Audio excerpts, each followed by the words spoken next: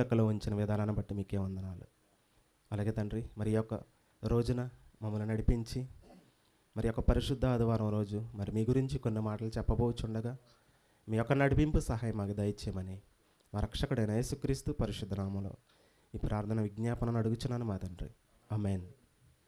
కుడి వచ్చిన మీ అందరికి ప్రభు పేరిట వందనాలండి.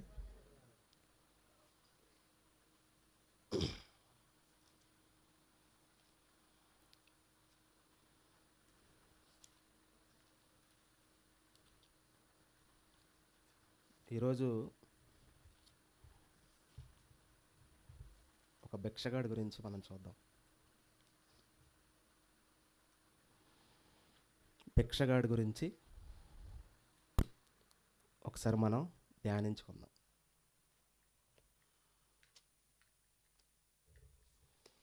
మార్కు సువార్త 10వ అధ్యాయము 46వ వచనం ఒకసారి చూడండి. వారు యెరికో పట్టణముకు వచ్చిరి. ఆయన తన శిష్యులతో బహు జన సమూహంతో యెరికో నుండి బయలుదేరి వచ్చుచుండగా తీతిమ కుమారుడుకు బర్తమయి అను గుడ్డి భిక్షగాడు త్రోవ పక్కన కూర్చొని ఉండెను. మత్తయి సువార్త కూడా ఒకసారి చదువుదాం. 20వ అధ్యాయము 29వ వచనం ఒకసారి చూద్దాం. వారు యెరికో నుండి వెళ్ళుచుండగా బహు జన సమూహము ఆయన వెంట వెళ్ళను. ఇదిగో, త్రోవ పక్కన కూర్చొని ఉన్న ఇద్దరు గ్రుడ్డివారు యేసు ఆ మార్గమున వెళ్ళుచుట చూచి, ప్రభు, ఆ దావీదు కుమారుడు మమ్మను కరుణింపమని కేకలు వేశాను. లోకాసు వార్త కూడా ఒకసారి చూద్దాం.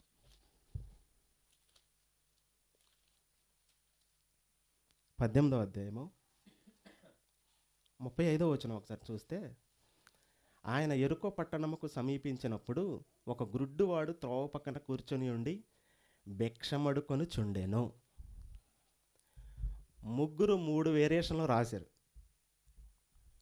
ఇక్కడ మార్కు గారు ఒక పద్ధతిలో రాశాడు, మత్తయి గారు ఒక పద్ధతిలో రాశాడు, లోకా గారు ఒక పద్ధతిలో రాశాడు. ఒకసారి 3 టాలీ చేయండి, అందుకే మీకు చదివించాను ఫస్ట్. ఈ మూడిట్లో ముగ్గురు వేరు వేరు సందర్భాల్లో రాశారు, కానీ వాస్తవంగా పూర్తి డీటెయిల్స్ అనేవి మార్కు గారు రాశారు. అతని గురించి, అతని కుటుంబం గురించి, అతని ఫ్యామిలీ గురించి ఆ పూర్తి డీటెయిల్స్ అనేవి మార్కు గారు మాత్రమే రాశారు. అతని గురించి, వాళ్ళ ఫ్యామిలీ గురించి ఎందుకు అలా రాయాల్సి వచ్చింది అంటే, తన పేరు పలుకుచు వాళ్ళ గురించి ప్రస్తావించాడు ఇక్కడ. అంతేనే కదా, ఇక్కడ ఈ లోకాసు సువార్త కానీ మత్తయి సువార్తలు కానీ అతని పేరు ప్రస్తావించాల. ఒక భిక్షగాడు, ఒక గుడ్డివాడని ప్రస్తావించాడు. మార్కు గారు మాత్రమే స్పెషల్గా ఆయన పేరు కూడా రాశాడు. ఒకసారి చూడండి మార్కు సువార్త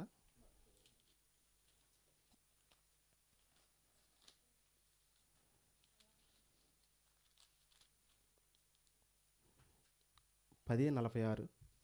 వారు యెరికో పట్టణముకు వచ్చిరి. ఆయన తన శిష్యులతో బహు జన సమూహముతో యెరికో నుండి బయలుదేరి వచ్చుచుండగా తీమయి కుమారుడుకు బర్తమయి అను గుడ్డి భిక్షకుడు త్రోవ పక్కన కూర్చొని ఉండెను. మత్తయి గారు ఇద్దరు పేర్లు రాశాడు. లోకా గారు, మార్కు గారు ఒక్కళ్ళనే ప్రస్తావించారు.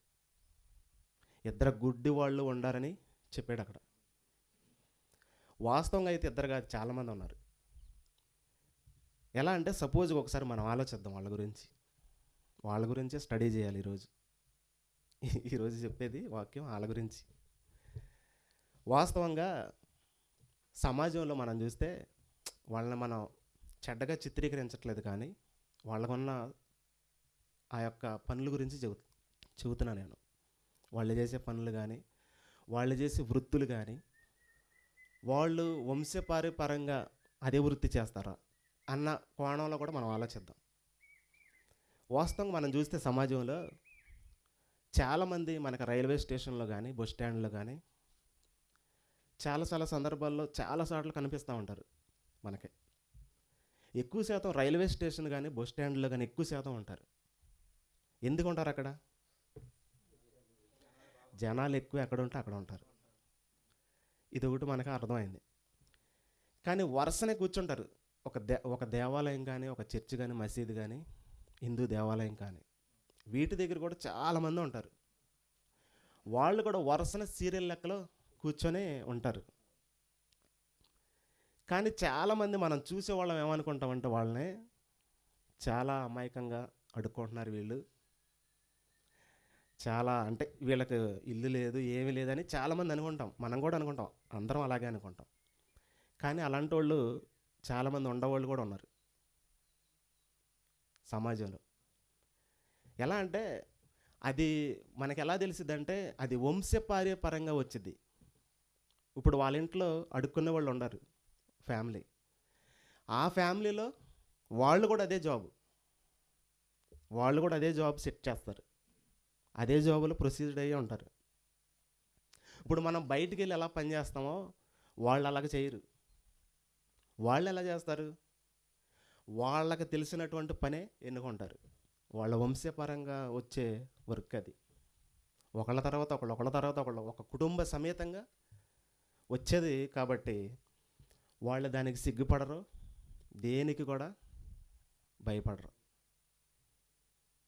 అలాగే చాలామంది మనం చూస్తే పని చేసేవాళ్ళు కూడా అడుక్కుంటూ ఉంటారు. చాలామంది పని చేసేవాళ్ళు చాలా యంగ్ ఏజ్లో ఉన్నవాళ్ళు కూడా నేను చాలామందిని చూశాను. అసలు వాస్తవంగా బైబిల్ ఏం చెప్పిందంటే ఒక హ్యాండిక్యాప్డ్ కానీ, కళ్ళు లేని వాళ్ళు కానీ, ఒక కుంటోళ్ళు కానీ, చెవిటోళ్ళు కానీ, మోగోళ్ళు కానీ ఎలాంటి వాళ్ళకే ఎలా ప్రొసీడ్ అని, అంటే ఎలాంటి వాళ్ళు ఉంటారని చెప్పింది బైబిల్. అంటే ఎలాంటి వాళ్ళే అడుక్కుంటారు సమాజంలో. మనం చూస్తే సమాజంలో ఎలా ఉన్నారు ఇప్పుడు? వాళ్ళకంటే వీళ్ళు ఎక్కువ డామినేషన్ చేసేస్తున్నారు. వాళ్ళకంటే వీళ్ళే ఎక్కువ ఉండరు, వాళ్ళకి రాకుండా వీళ్ళే ఎక్కువగా తీసేసుకుంటున్నారు. అసలు వాస్తవంగా దేవుడు పెట్టిన దాన్ని, అంటే దేవుడు పెట్టింది కాదు అది, వాళ్ళ వృత్తిలో వాళ్ళు చేసే పనులు వాళ్ళు అనుభవించే అవయవాలు కోల్పోవడం కానీ, అనుభవించే వాళ్ళల్లో ఆ సిచ్యువేషన్లో ఉన్నటువంటి వాళ్ళు అడుక్కుంటారు. ఆ సిచ్యువేషన్లో ఉన్నటువంటి పోస్ట్ని వేరే వాడు బాగా సంతోషంగా హ్యాపీగా ఉండి ఎప్పుడైనా పని చేసుకునేటువంటి వాడు వెళ్ళి అడుక్కుంటే, వాడు పోస్ట్లో ఎదరు ముందు కూర్చుంటే వాడికి రావాల్సింది కూడా వాడికే, అతనికే వెళ్ళిపోయింది. అలాగే వాళ్ళకు కూడా అన్యాయాలు న్యాయాలు జరుగుతున్నాయి, వాళ్ళకు కూడా ఘర్షణలు జరుగుతాయి, మనకు తెలియదు ఇవన్నీ. చాలామంది వాళ్ళు కూడా వాదనలు పోట్లాడుకుంటారు, కానీ మనం చూడం అవన్నీ. జస్ట్ ఏదో అలా చూసి అట్టు వెళ్ళిపోతాం, కానీ వాళ్ళకి గొడవలు జరుగుతాయి, వాళ్ళకే చిక్కుముడులాగా గొడవలు అయితే జరుగుతాయి. మా ప్రాంతానికి ఎందుకు వచ్చావు అన్నట్టుగా ఉంటారు వాళ్ళు కూడా. ఇప్పుడు మనం వాస్తవంగా చూడాలంటే ఇక్కడ గుడ్డివాడి గురించి మనం చూడాలి. ఇతనైతే శాశ్వతంగా చూపు లేదు, అంటే ఆయన కంటి చూపు లేదు. అతనికి వెనకమాల ఆ వంశపారపరంగా వాళ్ళ నాన్నగారు వృత్తి కూడా అదే, వాళ్ళ కుమారుడు ఇప్పుడు అడుక్కుంటున్నాడు కదా, అతని వృత్తి కూడా అదే. ఎందుకనంటే ఆయన ఏ పని చేసుకోలేడు. ఏ పని చేయలేనోడు ఏం చేస్తాడు మరి చెప్పండి? బ్రతకటానికి ఏదైనా చేయాల్సిందే. కడుపులోకి ఆకారం కావాలంటే ఒకటే ఒక మార్గం.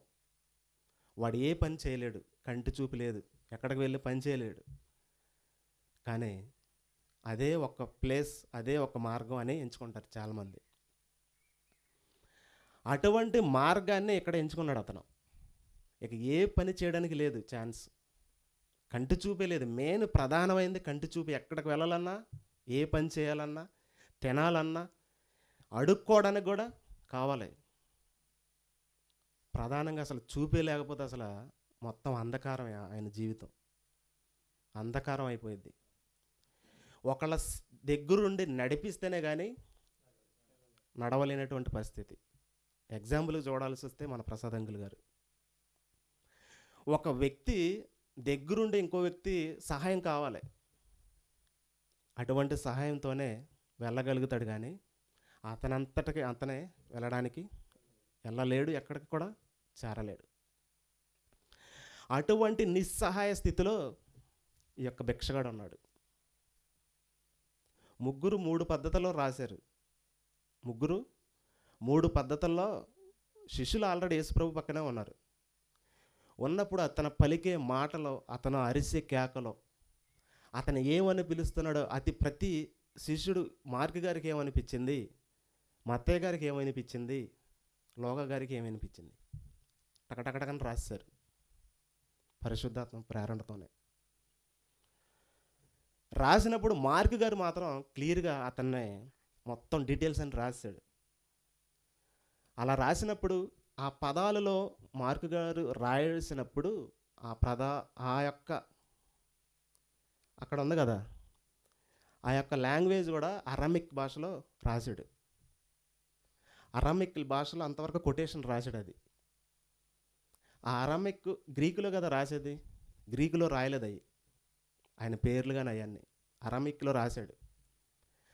అరామిక్ నుండి గ్రీకుకి మారిస్తే ఆ పేరుకి ఏం అర్థం వచ్చిందంటే, అరామిక్ నుండి గ్రీకుకి మారిస్తే ఏం పేరు వచ్చింది అనుకుంటున్నారు? తిమోతి. వండర్ఫుల్ పేరు, తిమోతి కుమారుడు. మరి అరామిక్ భాషలో రాశాడు. ఒకసారి మళ్ళీ చూడండి అది.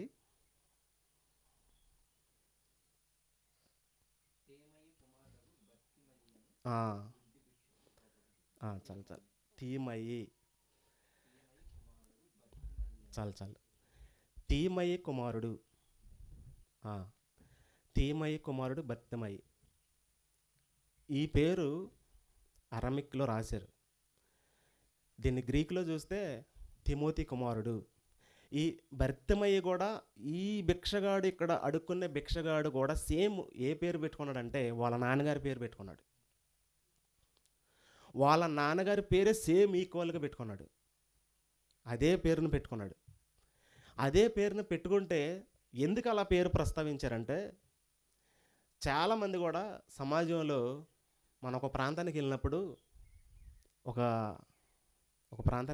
ఒక ఇంటికి వెళ్ళాం. ఇంటికి వెళ్ళినప్పుడు మీ పేరేంటి, మీ కుటుంబంలో మీ తండ్రి పేరేంటి అని అడుగుతారు చాలామంది. కొద్దిగా పెద్దలు అయితే అడిగినప్పుడు పిల్లల పేర్లు తెలియదు కానీ తల్లిదండ్రుల పేర్లు తెలిసిద్ది. ఇదిగో పలానా మీ నాన్నగారు నాకు తెలుసయ్యా అంటారు. నీ పేరైతే నాకు తెలియదు అన్నప్పుడు ఆ సందర్భాన్ని దృష్టిలో పెట్టుకొని తన కుమారుడికి పెట్టాడు ఆ పేరు. ఈ అడుక్కున్నటువంటి కంటి చూపు లేనటువంటి వ్యక్తికి ఆ పేరే పెట్టాడు. తన పేరే తన కుమారుడికి పెట్టుకున్నాడు. ఒకవేళ నా గురించి తెలిస్తే అది నీకు కూడా తెలిసిద్దని అలా పెట్టాడు. ఒకవేళ నా గురించి తెలుసుకుంటే అది నీకు వర్క్ అయ్యిద్ది అన్నట్టుగా వాళ్ళ నాన్నగారు పెట్టాడు. ఎంతగా మనం ఏం చూడాలి ఇతని గురించి అంటే, ఇతనిలో చాలా విషయాలు మనం నేర్చుకోవచ్చు. చదువుకుంటూ వెళ్దాం. 47వ వచనం ఒకసారి చూద్దాం.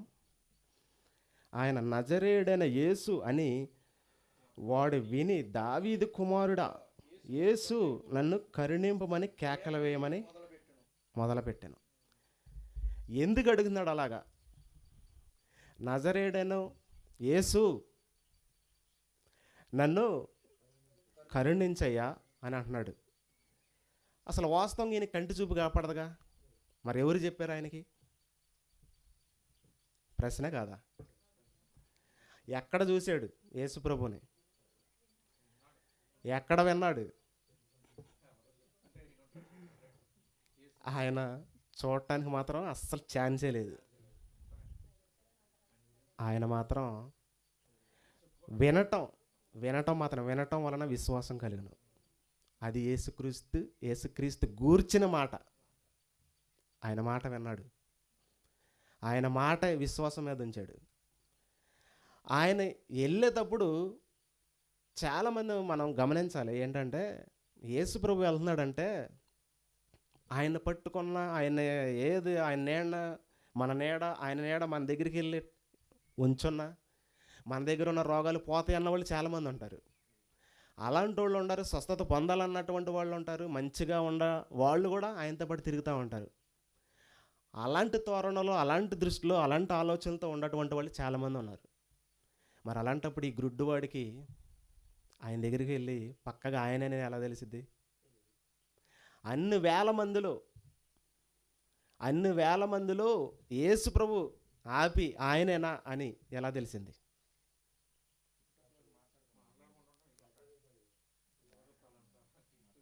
అందుకని రెండో పత్రికలో చూడాలి. లోకస్ లోకస్ వార్తలో చూద్దాం ఒకసారి. 18వ అధ్యాయము ఫస్ట్ నుండి ఒకసారి చూద్దాం. ఆయన ఎరుకో పట్ట చదవండి.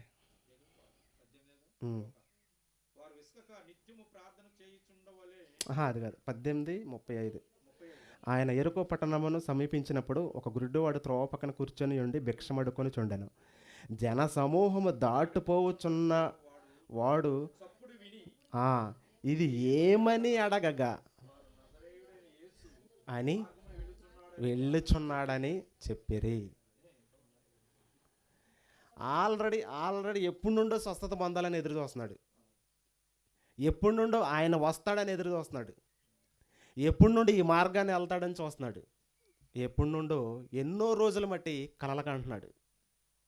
ఆయన అన్ని వేల మంది, ఇప్పుడు కోనేరు ఉంది కదా, కోనేరులో ఎవరైతే దేవదూత పైనుండి కిందకి నీళ్ళలోకి వచ్చినప్పుడు ఆ నీళ్లు కదిలించబడినప్పుడు ఎవరైతే ముందుకు దూకుతారో, యోహాను సువార్త 5వ అధ్యాయంలో ఉంటుంది కదా, ఆ కోనేటిలో ఎవరైతే ముందు దూకుతారో వాడు స్వస్థపడతాడు. అలాగే సేమ్ యేసు ప్రభు దగ్గర కూడా ఎవరైతే ముందు వెళ్తారో అలాగే చూస్తున్నారు జనాలు. నేను స్వస్థత పొందాలి, నా రోగం పోవాలి అన్నట్టు యేసు ప్రభు దగ్గరికి వెళ్ళారు. అప్పుడు ఆ వెళ్ళే గుంపుల్లో, ఆ వెళ్ళే జనాలలో ఈ భిక్షగాడు ఒకసాట కూర్చొని ఉన్నాడు. ఆ వెళ్ళే మార్గంలోనే భిక్షగాడు ఒకసాట కూర్చొని ఉన్నాడు. అసలు అక్కడ ఎందుకు కూర్చున్నాడు? అన్ని ప్రశ్నల మీద ప్రశ్నలు వేయాలి మీకు. ఆ మార్గంలో ఏముంటుంది? జనాలే అక్కడికి వస్తారండి. ఏదో ఊరే వెళ్తున్నారు అటు. కాదు, అక్కడ చాలా ప్రొసీజర్ ఉంది ఆ ప్రాంతం.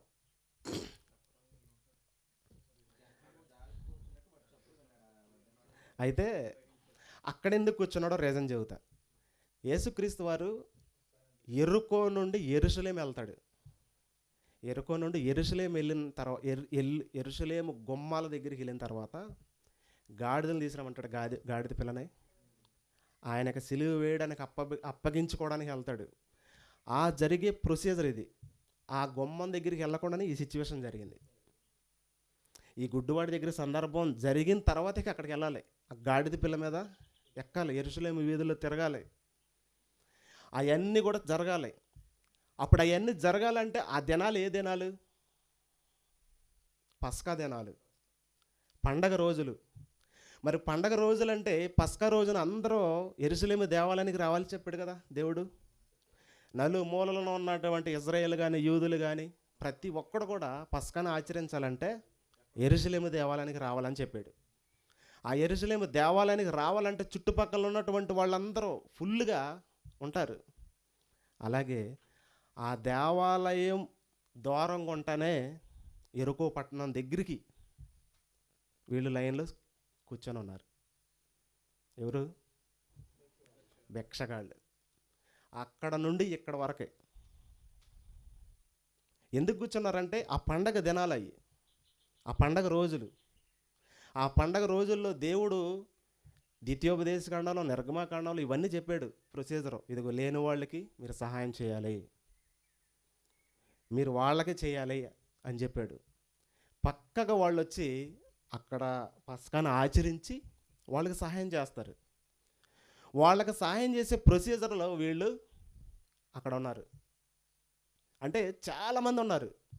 ఇతను ఒక్కడే కాదు కానీ చాలామంది ఉన్నారు. అతనిలో ఈయన మాత్రమే ప్రత్యేకంగా యేసు ప్రభు మీద విశ్వాసం ఉంచాడు. ఆయన కోసం ఎప్పుడు ఎదురు చూడాలి, ఎప్పుడు అసలు ఆయన కనుగొనడమే కష్టమైపోయింది. ఆయన దగ్గరికి వెళ్ళి నేను స్వస్థత పొందాలి, నా కంటి చూపు రావాలి, ఆ కంటి చూపు వస్తే నేను చాలా సంతోషిస్తానని ఆ నిరీక్షణతో ఎన్ని సంవత్సరాల మట్టి ఎదురు చూశాడు. ఆ నిరీక్షణతో ఓపికతో కూర్చొని అలాంటి ఆలోచనతో ఉండి ఆయనపై విశ్వాసం ఉంచాడు. ఆయనపై విశ్వాసం ఉంచడం అంటే, ఆయనపై విశ్వాసం ఉంచడం అంటే అంతకుముందు లేదు కదా మరి. అప్పుడే కదా యేసుప్రభు వచ్చి సువార్త ప్రకటిస్తున్నాడు, ఇవన్నీ చేస్తున్నాడు. సువార్త ప్రకటించిన కాడ నుండే కదా యేసుప్రభు గురించి తెలుసు సమాజంలో. 3.5 సంవత్సరాల మట్టే కదా. మరి అంతకుముందు ఎవరు మరి ఎలా ఉన్నాడు? అంతకుముందు రాబోయే మెస్సయ్య వస్తాడు, ఆయన వచ్చి మొత్తం చక్కపరుస్తాడు అన్న దాని మీద బేస్ అయి ఉన్నాడు. రాబోయే మెస్సయ్య గురించి ఎదురు చూశాడు. ఆ రాబోయే మెస్సయ్యలోనే నజరేయుడైన యేసు అనే పేరుతో పిలిచాడు. మరి పేరుతో పిలిస్తే ఆ మెస్సయ్యను కనుగొన్న తర్వాతే, ఆ మెస్సయ్య వచ్చాడన్న తర్వాతే గ్రహిస్తేనే కదా ఆ నజరే ప్రాంతం నుండి వచ్చాడు యేసు అని తెలిసింది. నజరేతు నుండి వచ్చాడని తెలిసింది ఆయనకి. ఇదిగో దావీదు వంశం నుండి వస్తాడని తెలుసు.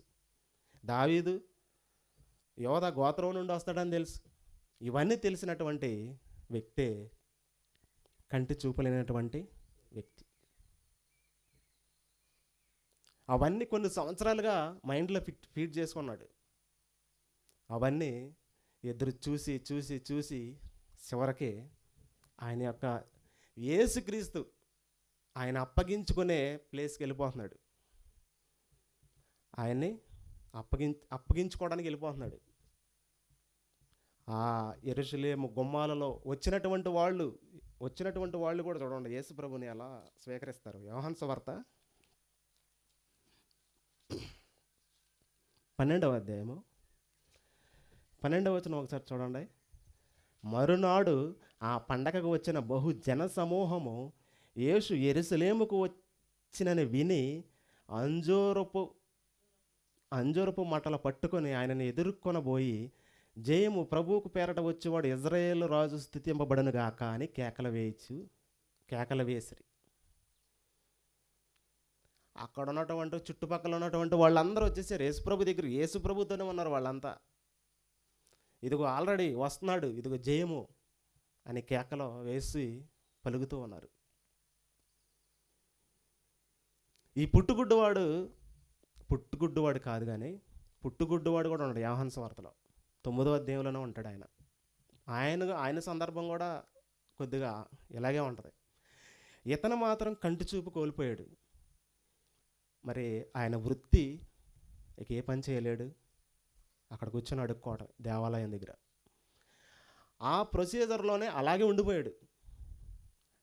ఓన్లీ బైబిల్ ఏం చెప్పిందంటే, అంటే వాస్తవంగా అసలు ఎలా అడుక్కున్నటువంటి వాళ్ళని, భిక్షగాళ్ళని ఏ నిమిత్తం వాళ్ళు అడుక్కుంటారని చెప్పిందంటే, ఒక హ్యాండిక్యాప్డ్ కానీ, కంటి చూపు పోయినా, కాలు పోయినా, ఆయన రోగస్థితిలో ఉన్న అటువంటి వాళ్ళు అడుక్కుంటారని చెబుతుంది. అటువంటి వాళ్ళు అక్కడ మందిరం దగ్గర ఉన్నారు. అటువంటి వాళ్ళు ఆ రోగాలతో, ఆ బాధలతో, ఆ సమస్యలతో ఆ మందిరం చుట్టుపక్కల బయట ఉండిపోయారు. ఆ చుట్టుపక్కల ప్రాంతాలలో అంతా విస్తరించిపోయి ఉన్నారు. అప్పుడు రోగం వస్తే ట్రీట్మెంట్ లేదు, నయం చేసుకోవడానికి ట్రీట్మెంట్ అయితే లేదు, ఆయుర్వేదం అప్పుడు ఉంది. మరి అలాంటప్పుడు రోగాలు విపరీతమై, పాపం విపరీతమైపోయినప్పుడు రోగంగా మారుతుంది. అది మనకు బైబిల్ చెప్పిన సత్యం. యాకోబు పత్రికలో ఉంది కదా, పాపం పరిపక్వమై ఏం గంటుంది 10:48 ఓరకొండమని అనేకులు వానిని గద్దించరు కానీ వాడు దావీదు కుమారుడా నన్ను కరుణింపమని మరి ఎక్కువగా కేకలు వేశాను. మరీ ఎక్కువగా అంటే చుట్టుపక్కల ఉన్నటువంటి వాళ్ళు ఓయ్ అరోమాకు అని ఆపుతున్నా కానీ అతను ఏం చేస్తున్నాడంటే మరీ ఎక్కువగా అంటే ఎక్కువగా అరవటం కాదు, అది పెద్దగా కూడా అరవటం కాదు, ఏడ్చుకుంటా కేకలేస్తున్నాడు, ఏడ్చుకుంటా పిలుస్తున్నాడు. అంటే అతనిలో ఉన్న బాధ ఎలా ఉందో ఒకసారి ఆలోచించండి. ఆయన వెళ్ళిపోతున్నాడు, నేను కూర్చున్న మార్గం కొంటే వెళ్తున్నాడు అని చెప్పినప్పుడు ఇదిగో దగ్గరికి వచ్చేసింది ఛాన్సు. ఇదిగో ఆయన కోసం ఎన్ని సంవత్సరాల మట్టి నేను ఎదురు చూస్తున్నాను విశ్వాసంతో. ఆయన కోసం నేను ఎన్ని సంవత్సరాల మట్టి ఈ మార్గం గుండా వెళ్తే అసలు ఆయనో కాదో నాకు కంటి చూపు లేదు, కనపడదు, తెలియదు. ఎవరైనా చెబితేనే ఆ సహాయంతో నేను వెంట చూడడానికి లేదు అన్నట్టుగా ఉండిపోయాడు. ఎవరో పక్కనటువంటి వాళ్ళు చెప్తే ఆయన కేకల మీద కేకలు, కేకల మీద కేకలు వేసుకుంటా ఏడుపుతో ఆయన అరుస్తూ ఉన్నాడు. ఆ అరుపులకి యేసుప్రభు వెనక్కి వచ్చాడు. యేసుప్రభు వెనక్కి వచ్చి ఏమంటున్నాడు ఒకసారి చూడండి. ఒకసారి ఇక్కడ యేసుప్రభు ఎందుకు అలా అడిగాడు? ఆయనే తెలియదా? నేను ఏం చేయాలనుకుంటున్నావు నువ్వు? ఆయన అది అంటే ఆయన నోటి నుండి చెప్పేయడానికి. అంటే నేను ఏం చేయాలి నీకు? ఆయన ఏ స్థితిలో ఉన్నాడో తెలుసు యేసుప్రభుకి, ఆయన ఎటువంటి స్థితిలో ఉన్నాడో తెలుసు. కానీ నేనేం చేయాలి నీకు అని క్వశ్చన్ వేసాడు ఆయనకి. ఇది అందరికి సూట్ అయ్యిద్ది, మనకు కూడా సూట్ అయ్యిద్ది. ఎలా అంటే ఇప్పుడు చాలామంది మనం ప్రార్థన చేసి మనకున్న సమస్యలు చెబుతూ ఉంటాం దేవుడికి. కొంతమంది ఏం చేస్తారంటే మనం చెప్పకపోయినా ఆయన చూడలేదేంటి అంటారు. అంటారా లేదా?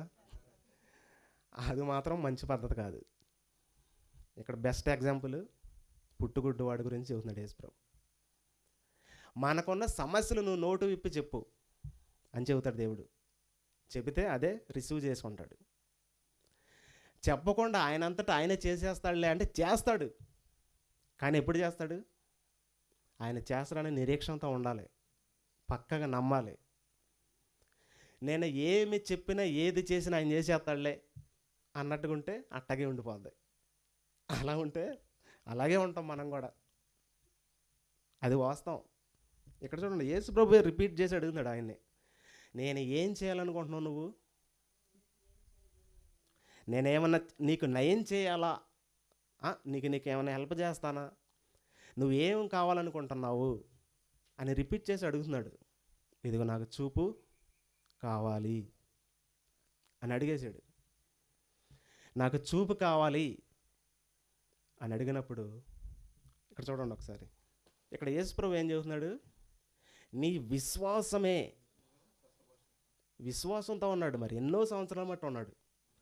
ఆయన మీద, ఆయన వచ్చే దారిలో, ఆయన వచ్చే మార్గంలో కనుగొంటూనే ఉన్నాడు. ఎటు వస్తాడు ఏంటి అన్న ఆలోచనతో ఉన్నాడు. ఆ దేవుని కుమారుడు వైపు, ఆ నజరేయుడి కోసం ఎదురు చూస్తూ ఉన్నాడు. ఆ విశ్వాసంతో ఎక్కువ పెంచుకున్నాడు రోజు రోజుకి. ఆయన ఒక్కడే తీసేస్తాడని, ఆయన ఒక్కడే తీయగలిగినటువంటి వాడు అని ఆ హోప్ అనేది ఎక్కువ పెంచుకున్నాడు. ఇక్కడ యేసుప్రభు డైరెక్ట్గా చెబుతున్నాడు, నీ విశ్వాసమే. ఇదే సందర్భం వేరే చాటు కూడా మాట్లాడతాడు.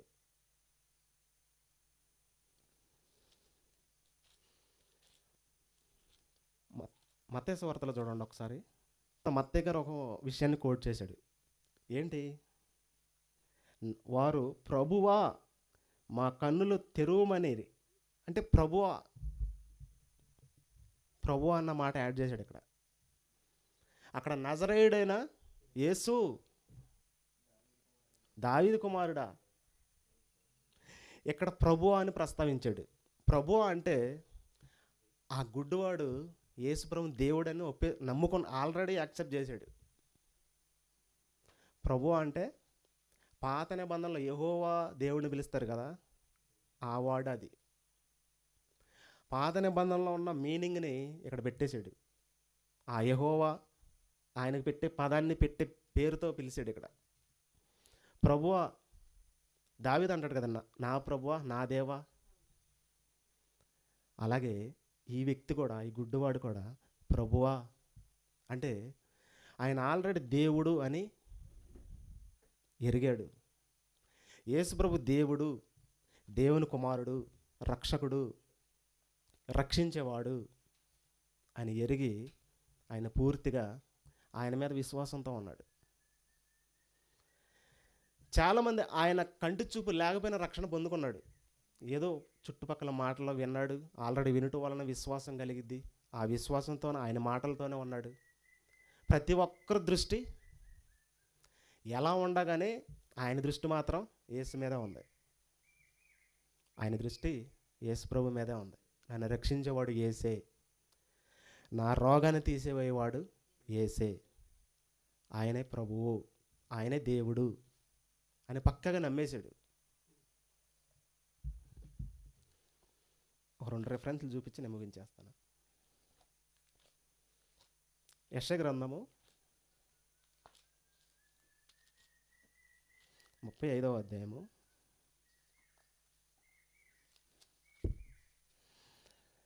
4వ వచనం ఒకసారి చూడండి. యెషయా గ్రంథం 35వ అధ్యాయం 4వ వచనం.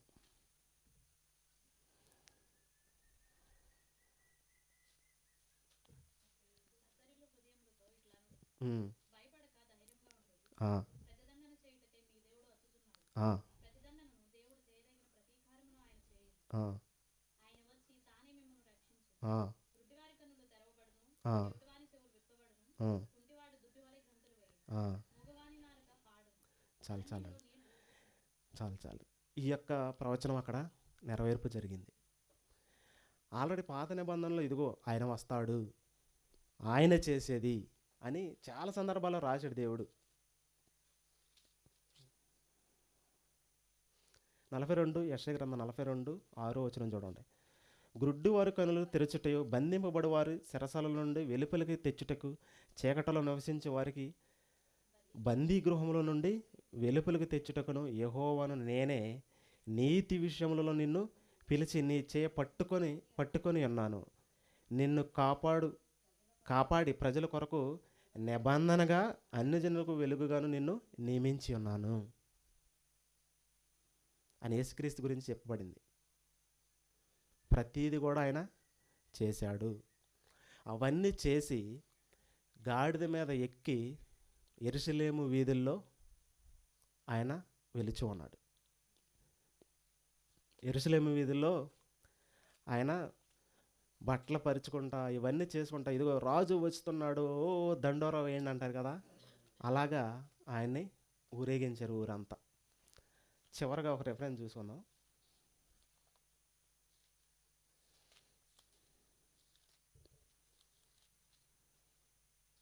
రోమిలికి రాసిన పత్రిక 10వ అధ్యాయము 9వ వచనం ఒకసారి చూడండి.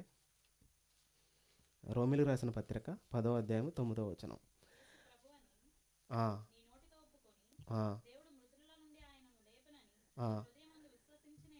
నీవు రక్షించబడదువు. అదేమనగా యేసు ప్రభు నీ నోటితో ఒప్పుకోవాలి. ఆ గుడ్డివాడు నాజరేయుడైన యేసు దేవుని కుమారుడా, దావీదు కుమారుడా, దేవుడా అని ముందే ఎప్పుడు నుండో ఒప్పుకున్నాడు. దేవుడనే స్వీకరించాడు. దేవుడు ఆయనే అని నమ్మాడు. అలాగే మనం కూడా కంటి చూపుతో మనం ఎట్లా చూస్తున్నాం, దీనికి కూడా ఒక పోలిక చెప్పాడు యేసు ప్రభు. తెలుసా మీకు? కళ్ళు ఉండవాళ్ళు కళ్ళు లేనట్టు. ఒకసారి యోహాను సువార్తలో ఉంటుంది, ఒకసారి చూద్దాం, అది చెప్పి ముగించేద్దాం. యోహాను సువార్త 9వ అధ్యాయము. ఇది పుట్టుగుడ్డువాడు గురించి. ఆయన గురించి చెప్పినప్పుడు పరిసయ్యులు సద్దూకయ్యులు ఎవడు నీకు స్వస్థపరిచింది ఎవరు అని అడిగినప్పుడు ఆ సందర్భంలో చెబుతూ ఉంటాడు. 39వ వచనం ఒకసారి చూడండి. యోహాను సువార్త 9వ అధ్యాయం 39. అప్పుడు యేసు, చూడని వారు చూడవలెను, చూచువారు గ్రుడ్డువారు కావలెను అని చెప్పాడు. అక్కడ ఎందుకు చెప్పాడు ఈ మాట అంటే, ఆల్రెడీ గుడ్డితనంతో ఉన్నటువంటి వాడు చూసి నన్ను ఎరిగాడు, నేనే దేవుడిని అని తెలుసుకున్నాడు. అక్కడ ఉన్న పరిచయాలు సర్దుకెళ్ళి వీళ్ళు ఏం చేస్తున్నారు? చూస్తున్నారు, కళ్ళార దగ్గరుండి చూస్తున్నారు, ప్రయోజనం ఏమి లేదు. వాళ్ళు గుడ్డోళ్ళు. వాళ్ళతో పాటు యేసుప్రభుని ఎవరైతే ఎరగట్లేదో వాళ్ళు కూడా గుడ్డోళ్ళే. ఇప్పుడు ఎవరు బెస్టో? ఈ గుడ్డోడు బెస్టా? దేవుణ్ణి ఎరగనటువంటి వాళ్ళు గుడ్డోళ్ళ? దేవుణ్ణి నమ్మనటువంటి వాళ్ళు, దేవుణ్ణి ఎరగనటువంటి వాళ్ళే గుడ్డోళ్ళని బైబిల్ చెబుతుంది. అక్కడున్న గుడ్డువాడు కాదు, భిక్షగాళ్ళు కాదు, దేవుణ్ణి యేసుప్రభుని ఎరగనటువంటి వాడు ఎవరైనా సరే వాడు గుడ్డువాడని యేసుప్రభు చెబుతున్నాడు. గమనిద్దాం, గ్రహిద్దాం. ముందుకు కొనసాగదాం. ప్రార్థన చేద్దాం. పరిశుద్ధుడా, ప్రేమ కలిగిన తండ్రి, మీకే వందనాలు, స్తుతులు, స్తోత్రాలు చెల్లిస్తున్నాం తండ్రి. అలాగే తండ్రి, మరి గుడ్డువాడు మరి ఎన్నో సంవత్సరాలుగా మరి మీ కార్యం చూడాలని, అతని జీవితంలో గొప్ప కార్యం చూడాలని ఎదురు చూసి చూసి చూసి నిరీక్షణతో ఎదురు చూస్తూ ఉన్నాడు ప్రభువా. కానీ చివరికి ఆయన ఎదురు చూపులే గెలిచాయి. ఆయన ఎదురు చూపుల్లో, ఆయన విశ్వాసంలో మరి ఆయన గెలిచాడు అని మేము నమ్ముచూ ఉన్నాం ప్రభువా. ఇందుని బట్టి మేము కూడా మా ప్రయాణ జీవితంలో కూడా తండ్రి మీపై ఉండి ఆ పరలోకపు ఆ పట్టణం కొరకు ఎదురు చూపులతో మరి మేము నడుచుకుని ఆ విశ్వాసము పోరాటంతో ముందుకు కొనసాగేవారుగా మేము ఉండడానికి మాకు సహాయం చేయండి. ఈ మధ్యలో ఎన్ని అడుదుడుకులు వచ్చినా, ఎన్ని సమస్యలు వచ్చినా, ఎన్ని అడ్డంకులు వచ్చినా ఇవన్నీ కూడా తండ్రి పక్కకు తీసివేసుకొని మా గమ్యం, మా స్థావరం ప్రతిదీ కూడా మీ దగ్గరే ఉందని మేము గుర్తెరిగి ఎప్పుడు కూడా దాని కొరకు జీవించే వరకు ఉండడానికి సహాయం చేసి నడిపిస్తారని మా రక్షకుడును మీ ప్రియకుమారుడైన క్రీస్తు పేరడి ప్రార్థన అడుగుచున్నాను మా తండ్రి. ఆమేన్. అందరికీ వందనాలు.